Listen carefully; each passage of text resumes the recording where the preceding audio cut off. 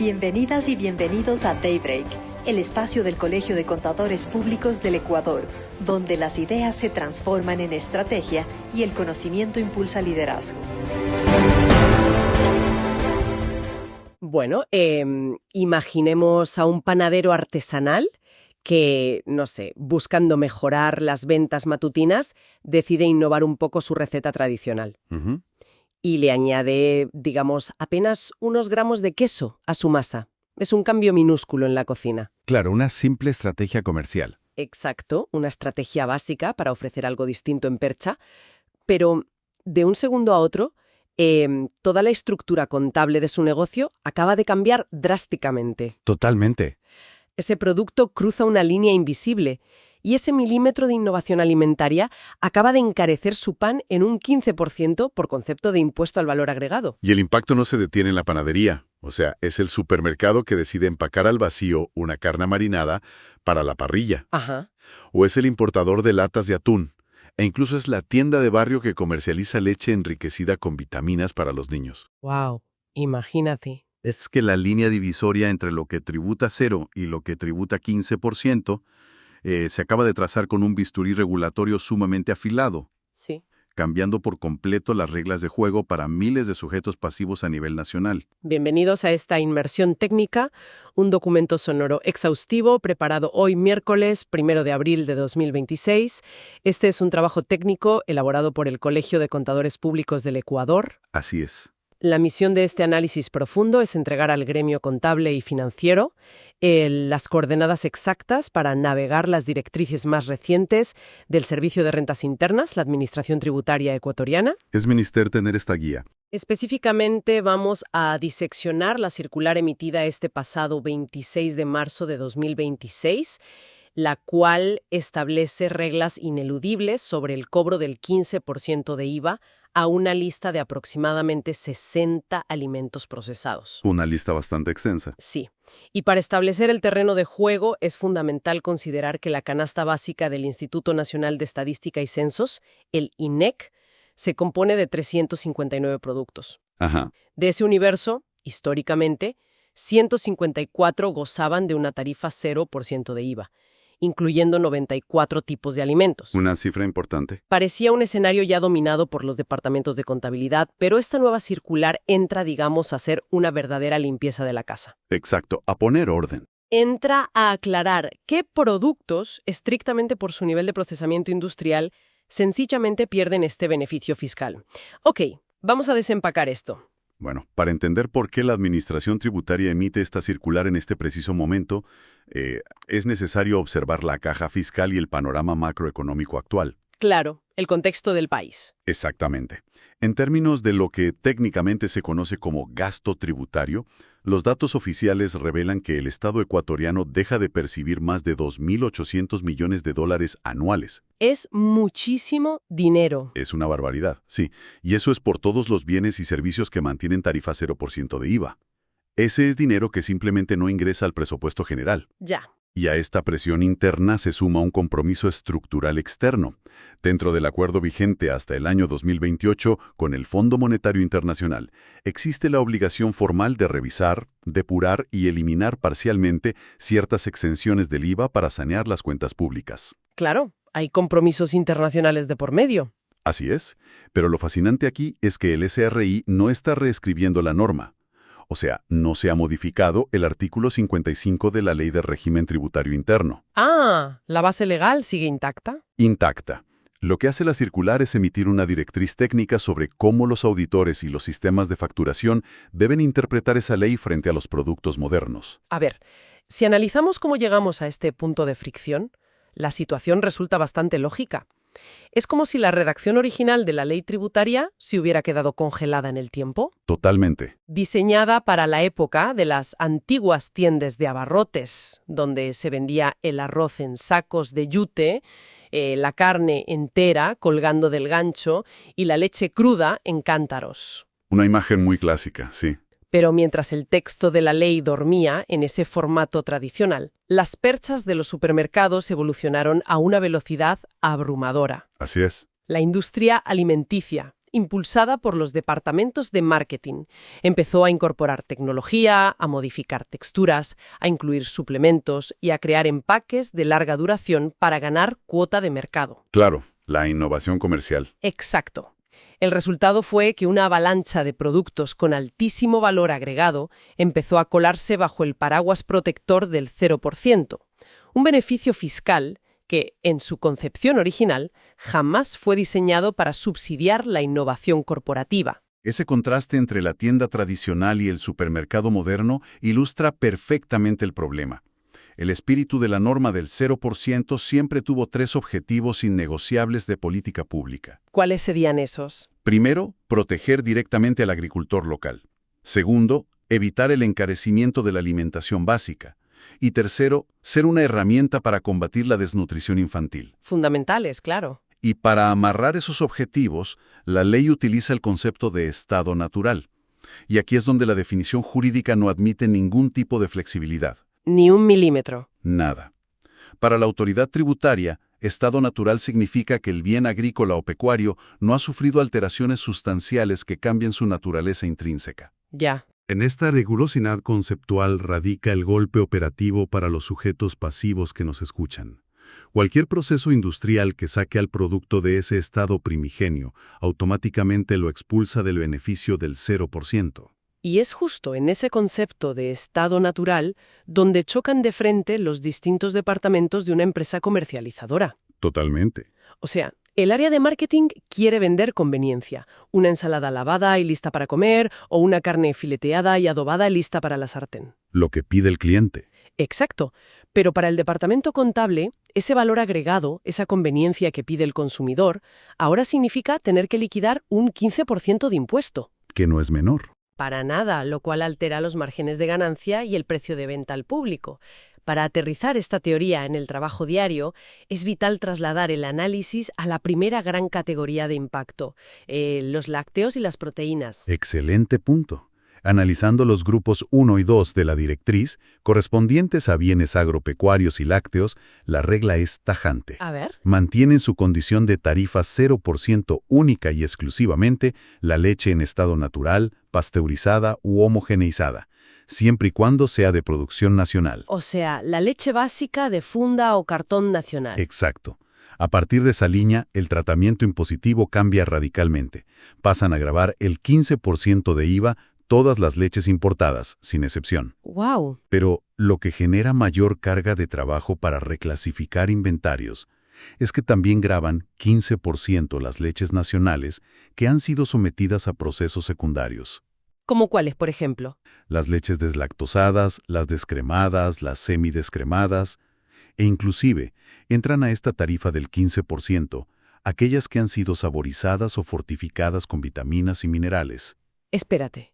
Y a la lista se suma la crema de leche, la leche condensada, el manjar y los sueros de leche modificados. Un momento. Hay algo que resulta profundamente paradójico en esa clasificación. A ver. O sea, si el objetivo histórico y fundamental de no cobrar impuestos a la leche era proteger la alimentación básica y combatir frontalmente la desnutrición en los sectores más vulnerables del país, Ajá. ¿cómo se sostiene lógicamente que la leche fortificada, aquella a la que la industria le añade hierro o vitaminas para mejorar el perfil nutricional de los niños, sea precisamente la que ahora recibe el impacto en positivo del 15%? Es una excelente observación. En la práctica, parece que la normativa estuviera penalizando económicamente una innovación orientada directamente a mejorar la salud pública. Claro, y ahí radica la tensión fundamental entre las políticas de salud pública y el rigor del derecho tributario. Ya. Para la administración tributaria, el análisis al momento de aplicar el impuesto no es nutricional ni moral, es estrictamente un análisis físico-químico. Frío y calculador. Exactamente. Fiscalmente hablando, cualquier adición exógena, por muy beneficiosa que sea para la salud, como añadir vitaminas, Sí. o cualquier alteración química, como utilizar enzimas para extraer la lactosa, requiere de una maquinaria y un proceso industrial secundario. Claro. Ya no es natural. Exacto. Al existir ese proceso, se añade un valor comercial al producto y, por definición jurídica, se elimina automáticamente la condición de estado natural. El auditor fiscal no evalúa la nobleza del aditivo, evalúa la presencia del procesamiento industrial. Entiendo. Ahora, Es fundamental hacer una salvedad técnica para el gremio contable que audita farmacias o grandes superficies. Las fórmulas maternizadas y los suplementos proteicos infantiles mantienen la tarifa 0%. ¡Ah, qué alivio! Sí, pero esto ocurre porque tienen una partida arancelaria y una clasificación jurídica completamente distinta, no por ser una derivación de la leche de percha. Esa explicación de cómo la norma tributaria observa fríamente el proceso y no la intención detrás del producto aclara muchas dudas. Demuestra que el impuesto se gatilla por la maquinaria utilizada, no por la tabla nutricional. Así es. Y esta misma lupa, implacable respecto a la alteración física, se traslada directamente a las carnes, que representan el grueso de la facturación en tiendas de víveres. Totalmente. En las proteínas, la circular aplica la misma lógica de gravar el procesamiento y la conveniencia de cocina. A ver, detallemos eso. Las carnes de origen animal, ya sean de res, pollo o cerdo, en su estado primario y cortes básicos, mantienen la exención del impuesto. Hasta ahí todo bien. No obstante, pasan a gravar el 15% de IVA todas aquellas carnes que hayan sido sometidas a procesos de cocción, precocción, aderezado, adobado, marinado o desmechado. O sea, si una empresa avícola vende alitas de pollo crudas, es 0%. 0%, exacto. Pero si esas mismas alitas vienen ya sazonadas con finas hierbas o salsa de ajo en su empaque al vacío, pierden el beneficio. Lo pierden por completo. Además, esta regla se extiende a las alternativas proteicas modernas. El tofu y el queso de soya se reclasifican expresamente con el 15%. Esto nos lleva a plantear un escenario operativo muy común y peligroso para la facturación. Ajá. O sea, las grandes cadenas de supermercados suelen armar y vender bandejas preparadas para el fin de semana. Supongamos que empacan en una misma bandeja un corte de carne de res cruda, que por ley tributa 0%, Sí. junto con unos chorizos y unas salicas marinados, que ahora tributan 15%. Cuando ese paquete consolidado llega a la caja registradora, ¿cómo maneja el sistema contable esa mezcla de tarifas en un solo código de barras? Ese escenario es uno de los mayores riesgos de glosas tributarias en la actualidad para quienes nos sintonizan. Me lo imagino. La normativa es clarísima y advierte sobre el efecto de contaminación fiscal. ¿Contaminación fiscal? ¿Qué término? Sí, la mezcla o combinación de carnes marinadas con cualquier otro producto en estado natural dentro de un mismo empaque promocional contamina toda la bandeja. O sea que... Es decir, el hecho de incluir un ítem con tarifa 15% obliga a que todo el paquete consolidado se facture y liquide con el 15% de IVA sobre el valor total. ¡Wow! Eso castiga toda la promoción. Completamente. Esto exige que los analistas financieros y de costos se sienten con urgencia con los gerentes comerciales para rediseñar la estrategia de venta en combos. Claro. Porque de lo contrario, estarán encareciendo artificialmente productos que individualmente no pagarían impuestos. Si la proteína y los lácteos nos presentan este nivel de complejidad en los inventarios, adentrarnos en la categoría de carbohidratos y la despensa seca exige una auditoría interna aún más minuciosa. Sin duda. Aquí es donde se pone realmente interesante, al referirse a la definición legal. Y aquí se evidencia el afán de la entidad recaudadora por cerrar cualquier posible brecha de interpretación. Es que no dejan espacio para dudas. Tomemos como ejemplo un producto de consumo absolutamente masivo. El pan. La circular no se limita a decir de forma genérica el pan no paga impuestos. La autoridad ha decidido amarrar el beneficio tributario a un estándar de ingeniería industrial. El tratamiento del pan ilustra a la perfección el rigor que el SR está aplicando en esta circular. A ver. La directriz aclara que el beneficio del 0% de IVA aplica única y exclusivamente al pan que cumpla a cabalidad con la norma técnica ecuatoriana 2945 del INEN, en su numeral 3.1, y que además sea de producción nacional. O sea, no basta con que el producto sea horneado con harina en la panadería de la esquina. Para nada. Esta norma técnica del INEN regula factores industriales muy precisos, estipula los niveles máximos de humedad permitidos, el tipo específico de harina de trigo, los porcentajes de levadura y los aditivos autorizados. ¡Qué nivel de detalle! Imagínate, si una panificadora produce algo que se desvía 1 milímetro de esa definición estandarizada, automáticamente pierde la exención. La consecuencia directa de anclar los impuestos a una norma técnica tan rígida es que el concepto coloquial de pan ya no coincide con el concepto legal.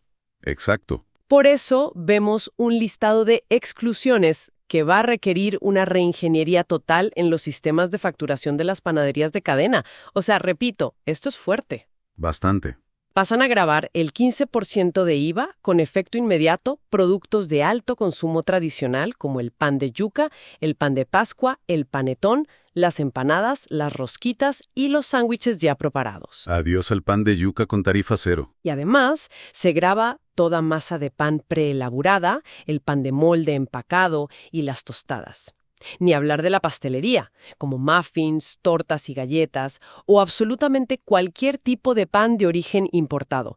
Todo esto paga ahora el 15%.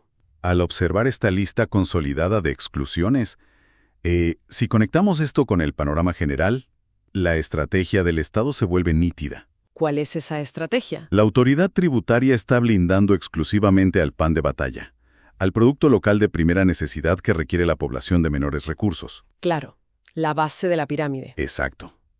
Todo lo demás se considera un valor agregado prescindible. La repostería fina, la formulación con quesos como en el pan de yuca, o la prolongación de la vida útil del pan de molde mediante conservantes y empaques plásticos. Ya. Se protege a la industria molinera básica, pero se ejerce el derecho de recaudar sobre la conveniencia y la variedad.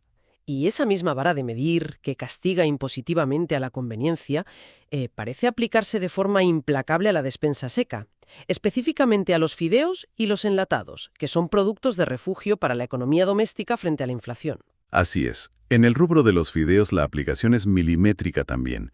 La pasta tradicional seca de producción nacional mantiene la tarifa 0%. El fideo normal de sopa. Exacto. Sin embargo, entran al régimen del 15% las sopas de fideos instantáneos, los fideos precocidos y cualquier producto alimenticio tipo ramen preparado a base de fideo. Ya. Y ojo, existe una consideración operativa crítica para los administradores de tiendas y supermercados.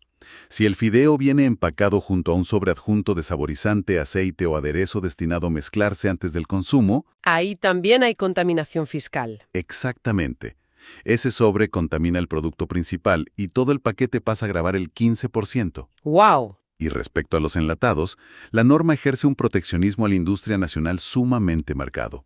Solo mantienen el 0% los enlatados de atún, macarela, sardina y trucha que sean fabricados en el país. Ok, solo esos pescados y solo nacionales. Sí, todo enlatado importado de estos u otros pescados tributa el 15% de forma automática. Y si hablamos de preparaciones que añaden conveniencia, como los encebollados en lata, las ensaladas de atún con vegetales o las hamburguesas de atún, Que son súper populares ahora. muy populares, pues sin importar si son fabricadas localmente, pasan a gravar el 15% debido a su nivel de procesamiento y mezcla de ingredientes. Hemos mapeado exhaustivamente los lineamientos, desde la bioquímica necesaria para deslactosar la leche, pasando por el riesgo de empacar combos de carne, hasta llegar a las especificaciones de humedad en la norma técnica del INEN para el pan. Un recorrido profundo. Entonces, ¿qué significa todo esto para el día a día de los profesionales que sostienen la arquitectura financiera de las empresas comerciales? Para los contadores generales, los auditores externos y los gerentes de impuestos que manejan catálogos con miles de líneas de inventario. Es un reto gigante. Esto trasciende un simple cambio de tarifa. O sea, es una crisis de sistemas. El impacto operativo en las empresas es sísmico y requiere una intervención transversal e inmediata, definitivamente. Los sujetos pasivos tienen la obligación ineludible de actualizar sus sistemas ERP y sus catálogos de facturación electrónica. Y eso toma tiempo. No es un proceso que se resuelve presionando un botón. Requiere que el departamento de compras exija a los proveedores las fichas técnicas exactas de cada producto. Claro, para justificar la tarifa. Exacto, para que luego el departamento contable determine si un código de barras específico, un SKU, cumple con la norma INEN o si tiene aditivos que lo expulsan al 15%. Ya. Si el sistema informático de una farmacia factura por error una lata de atún con vegetales con tarifa cero, a partir de la emisión de la circular, el contribuyente está incurriendo en una infracción tributaria firme por cada recibo impreso. Ese levantamiento de información es verdaderamente titánico para cualquier negocio.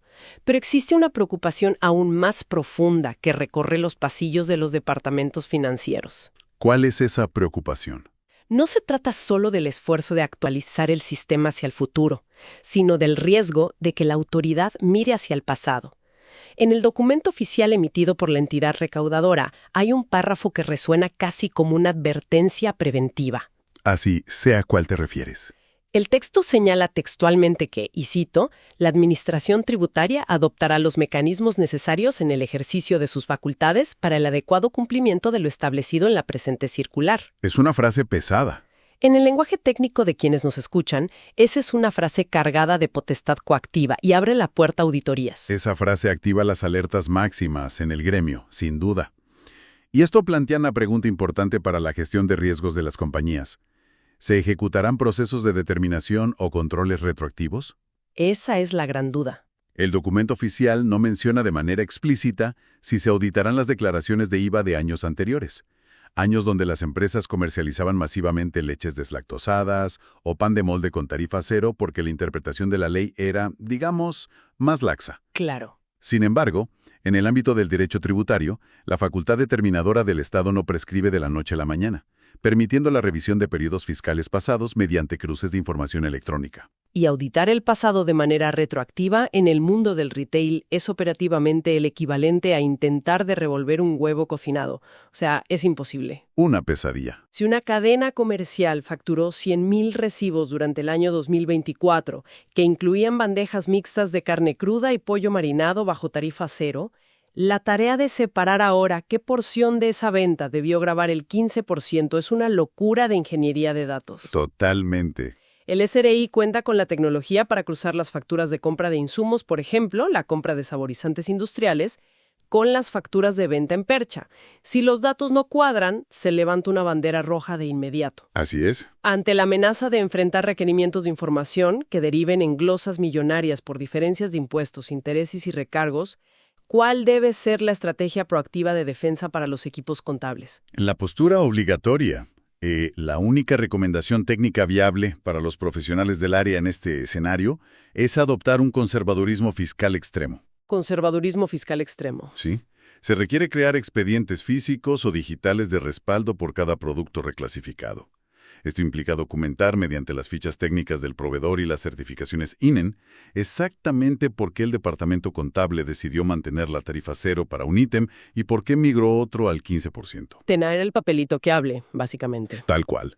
Ante la más mínima ambigüedad en la etiqueta sobre la presencia de procesos secundarios, la recomendación es grabar el 15% para mitigar contingencias. Mejor prevenir. Definitivamente. La prolijidad forense con la que se clasifique el inventario y se parametrice el software contable hoy será la única evidencia material válida para defender a la empresa ante una auditoría integral el día de mañana. Hemos transitado por un laberinto regulatorio verdaderamente complejo, desmenuzando la aplicación práctica de esta normativa. Ha sido intenso. Para recapitular un poco, el gremio financiero y contable se encuentra gestionando una profunda tensión estructural en el mercado. Por un lado, enfrentamos una normativa tributaria estática, diseñada fundamentalmente para proteger la caja fiscal y subsidiar la economía agrícola en su estado primario. Y por otro lado, Y por otro, tenemos a una industria alimenticia altamente dinámica, que no se detiene en su carrera por innovar, por añadir procesos, conservantes y sabores para satisfacer las demandas de conveniencia del consumidor moderno urbano. la fricción entre ambas fuerzas se ha resuelto mediante esta circular con una regla inquebrantable básicamente. Cualquier paso más allá del nivel básico de procesamiento tiene un costo impositivo del 15% que debe ser rigurosamente recaudado y declarado. Así es. Es un esfuerzo sistemático del Estado por cerrar las zonas grises de la interpretación fiscal. Funciona como un recordatorio severo para la cadena de suministro de que la evolución tecnológica en la percha del supermercado pierde automáticamente el beneficio de las políticas sociales de exención cuando cruza el umbral del valor agregado. Y mientras los departamentos contables asimilan esta avalancha de reclasificaciones y trabajan contra el reloj para auditar sus sistemas ERP, resulta vital proyectar esta dinámica hacia el futuro de la industria. Es un ejercicio necesario. A medida que la frontera de la tecnología alimentaria siga avanzando de forma acelerada hacia innovaciones como las proteínas cultivadas íntegramente en bioreactores de laboratorio, la bioingeniería de cultivos o los alimentos hiperprocesados diseñados a nivel molecular para ser nutricionalmente perfectos, Todo lo que se viene. todo lo que se viene, cabe plantearse una última reflexión de fondo. Llegará el momento, en unas pocas décadas, en que el concepto jurídico de alimento en estado natural desaparezca por completo de las cadenas de suministro masivo.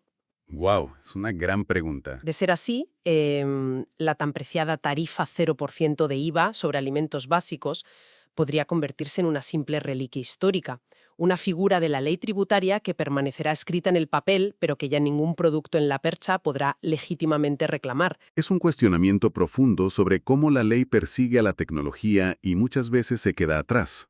Totalmente. Extendemos un agradecimiento exclusivo al presidente doctor Alexi Estrella Morales por hacer posible este trabajo técnico del Colegio de Contadores Públicos del Ecuador. Hasta nuestra próxima inmersión técnica. Síguenos en nuestras redes sociales, descubre noticias y contenido exclusivo para la comunidad contable.